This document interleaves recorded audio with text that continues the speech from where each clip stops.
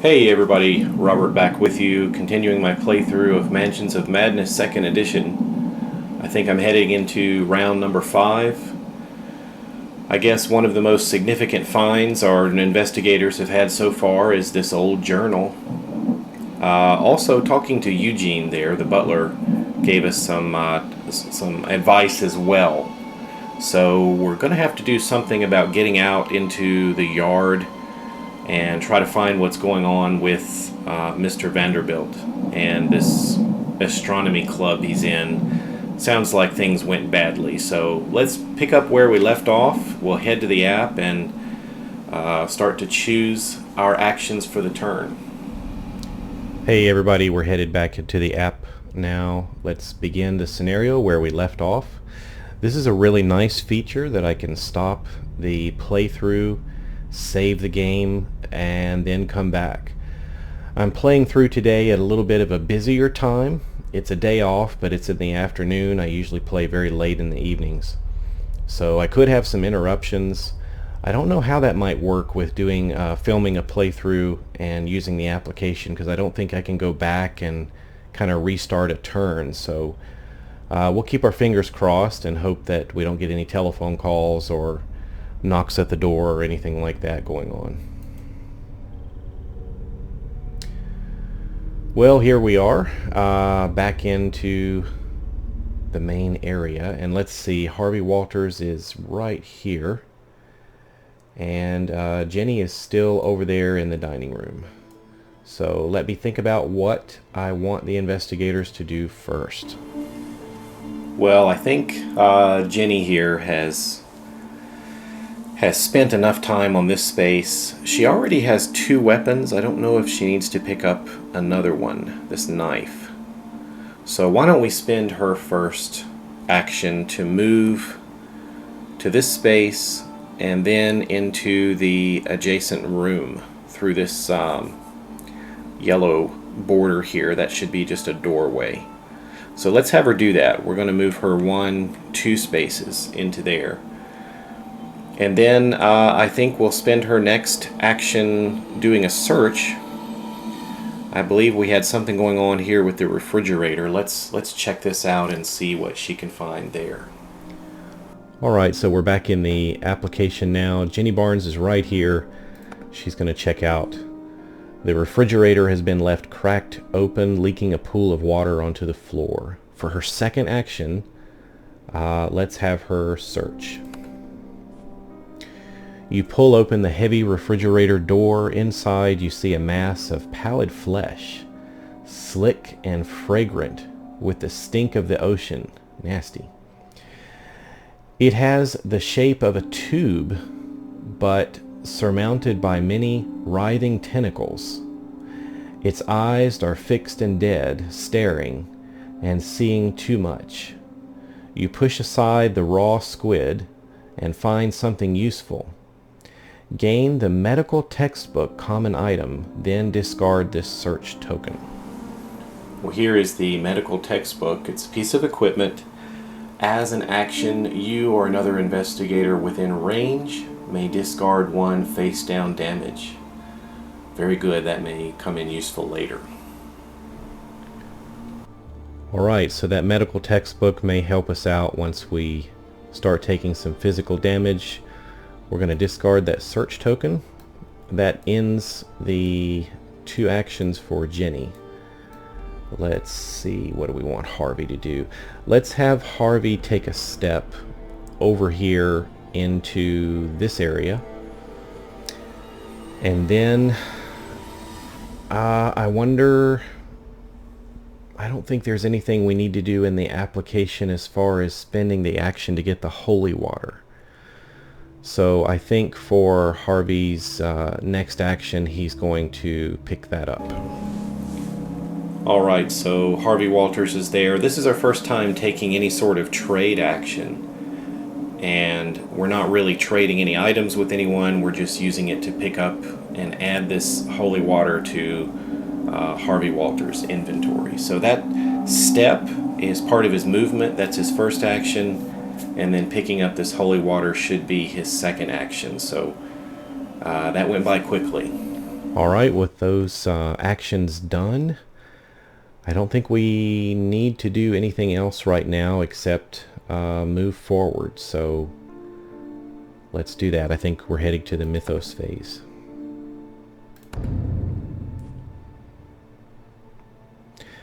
The doors begin rattling and shaking as if someone or something on the other side is trying to get through.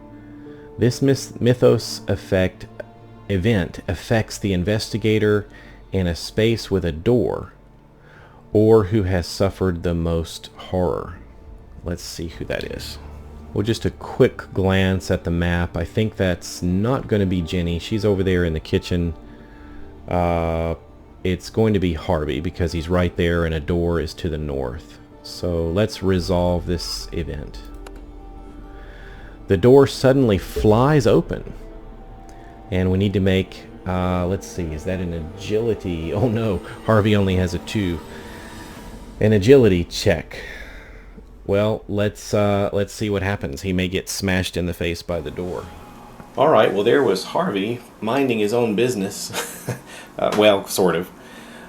Picking up the holy water. And I guess this door behind him is suddenly flies open, and he needs to make some sort of agility check. Well, let's see. We're going to be rolling only 2 dice here for the harvester. Let's see what happens. And we've got just 1 clue. And we do have this lucky cigarette case, and it is a new round. So once per round, let's turn this, indicating that we're using it now, and let's change that result to a success. So we've got 1 success. No, that probably wouldn't be necessary because we're going to need 2 successes to pass this. So it's a what is it? Agility check 2. So even if I got the 1, it wouldn't do anything. So let's not waste that. Well, Harvey got smashed, I guess. Let's go to the app and see what happens. Alright, it said if you pass, you jump back and avoid the door. But if you fail, the door slams hard into your face and limbs. Suffer 1 damage and become dazed. Well, so what does this mean for Harvey? He's got a health of 5, so this is 1 face down damage he's going to suffer. And the dazed effect says you cannot spend clues to convert dice results or perform additional puzzle steps. At the end of your turn, discard this card. At the end of your turn, discard this card. Okay, so that's going to hang around for Harvey for 1 more round. We are currently, I think, in the Mythos phase, so yeah, it's going to stick around for Harvey's next set of actions, and then it should be gone. Alright, well that was bad news for Harvey Walters. Uh-oh. A robed figure appears from a secret door and begins searching around. Upon seeing the signs of other people, the figure yells, "There is someone here!" You hear a muffled response from another part of the estate. "Get rid of them!" spawn a cultist as indicated. Alright. Cultist is spawned. The cultist moves 2 spaces toward the nearest investigator, then it attacks the investigator in its space with the lowest agility. Let's see, let's take a look at the board and see who is going to be the nearest investigator. Alright, well let's check this out together here. We've got the cultist. 2 spaces it said. 1, 2, there's no door there. That has to be where it would go. And then from there, this cultist could move to the north, 1, 2, 3, or through there, 1, 2, 3. So they are almost equally far apart. So I think the cultist is only going to move 2 squares, and I think he's going to stop. That's all he can do for his action. Alright, so the cultist is added to the monster list, and we just have to say no investigators in the space. So let's click that. Each investigator must resolve a horror check against the monster within range with the highest horror rating. After all horror checks have been resolved, tap the end of phase button to continue. Monsters within range. Well, as we just looked at on the board, Jenny and Harvey both are out of range of this thing because they're both through doors. So I don't think we're going to have to make horror checks here. Let me know if I'm wrong about that, but I think that's how the range thing works. So let's ignore that horror check. Let's continue. Tap the end of phase to continue. I think that's what we do here. End of the Mythos phase, yes. Alright, we're back to the investigators. Let's see what we want to do. We've got Jenny. We've kind of been letting her go first. She doesn't have to, I don't think. But remember, she's over here and found a medical book. She may have heard the yelling. I don't know. Let's have her maybe step over here and search this area. So for her first action, we're going to move her 1 space in a little deeper into the kitchen here by this this window, and then we'll have her perform a search action. So that's going to be action 1 and action 2. Someone has locked this cabinet by wrapping a chain around the handles. Let's spend her action to check it out. The chain is sturdy, but the cabinet doors are made of thin wood. You think you could break one of the doors off, a strength check. Roll 2 additional dice if you have the crowbar. Well, we don't. So let's see what Jenny can do. Well, Jenny's right there checking out this place. It has the chain on the cabinet. Her strength is 3, so we're going to be rolling 3 dice. We don't have a crowbar or anything, so let's just give this a roll and see what we get. We have 1 success and nothing else, and I don't think we have anything that can manipulate that unless we wanted to use the lucky rabbit's foot. We might as well. Let's I'm going to turn that card sideways. It allows us to re-roll one of these dice. Let's re-roll this one. And we've got 2 successes. Pretty good. Alright, so despite only having a strength of 3, Jenny just got 2 successes. The flimsy wood cracks as you pull the cabinet door off its hinges. Go, Jenny. Gain the Elder Ward common item. Then discard this search token. Alright, the Elder Ward. That's a piece of equipment. It says roll 1 additional die while a monster is attacking you. Hey, we've got a cultist on the way. That might come in handy. Roll 1 additional die while a monster is attacking you. Okay, she's going to put that into her inventory. Alright, let's hit continue here. That's going to kind of finish up the whole dining room kitchen area. Remember, a cultist is right here on the way to one of us, probably Harvey. He is standing here, and he has taken 1 damage. Let me think about what I want him to do. Alright, I've given some thought to this, and Harvey is still shaken. He's dazed from that door smashing him in the face. Let's check out this journal again. I don't really have anything that can heal Harvey right now from his damage. And I know a cultist is on the way. I may consider moving him in a moment, but let's see. I don't know. I might be able to take the fight to the cultist now that I think about it. If Harvey could move 2 spaces, he would be in range to make an attack on this cultist here, and we could try one of his spells. We are still dazed, so we can't use clues to help us out, so we're kind of at a disadvantage. Let's let him do that. We're going to move Harvey 2 spaces and then have him make an attack, I think. So let's go back to the board for a moment. Really not sure if this is the wisest course of action, but Harvey's going to move 1, 2.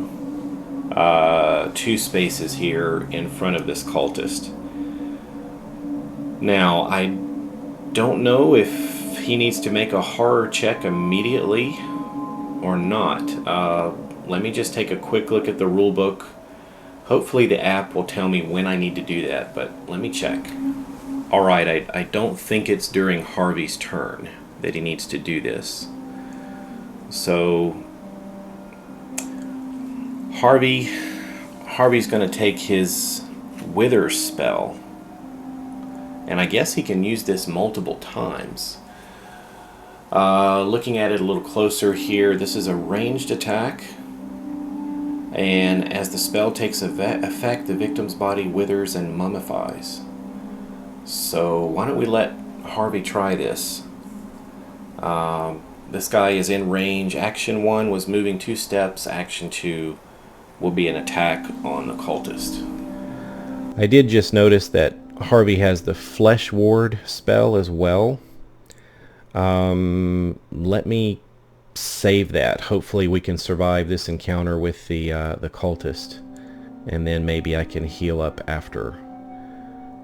So we'll go to the cultist and we'll make an attack, and we'll attack it with a spell. You struggle to contort your hands into the appropriate arcane gesture. Oh no, this is an agility. If you pass, your hands suddenly freeze in place and a jolt of black lightning leaps toward your enemy. If you fail, your fingers fail to cooperate and you find yourself unable to call upon the power you seek. So we're supposed to flip the spell. I didn't know that. Alright, so well, here goes nothing. So Harvey's a little desperate here. He's going to do his best. His agility is only 2, so this is not a good test for him. He's dazed, so we can't use his clue tokens, which is terrible. That's 1 success. We'll take it. Well, it wasn't enough. We'll take that success, but we needed 2. So the failed spell, it just doesn't come to Harvey in time. Maybe he was still too dazed and confused. So we have to turn this over. And what does it say on the back here? It says, the spell writhes in your mind like a living thing, lashing out at random around you. Suffer 1 face down damage. Oh no. Then discard, and gain another Wither spell. So we took damage from our own spell. 1 damage, and we get another one. Alright, well, that didn't work. We flipped the spell over. Harvey's got a new card with the Wither spell, so I guess he can use it again, but instead of hurting the cultist, he ended up hurting himself, so Harvey's in trouble. We'll close this one, and now I think the trouble is gonna get worse, so let's continue. The investigators are done, I think.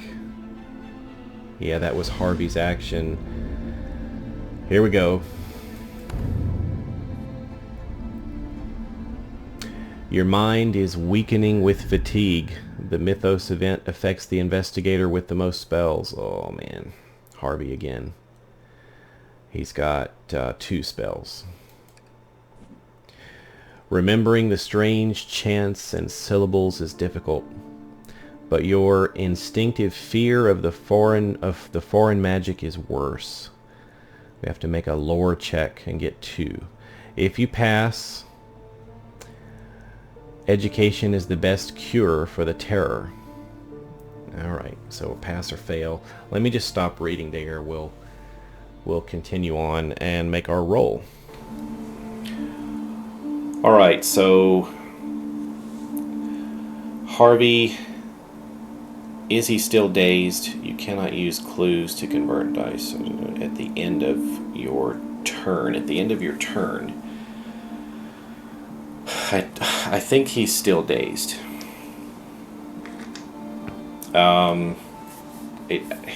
It's using rounds and phases and turns.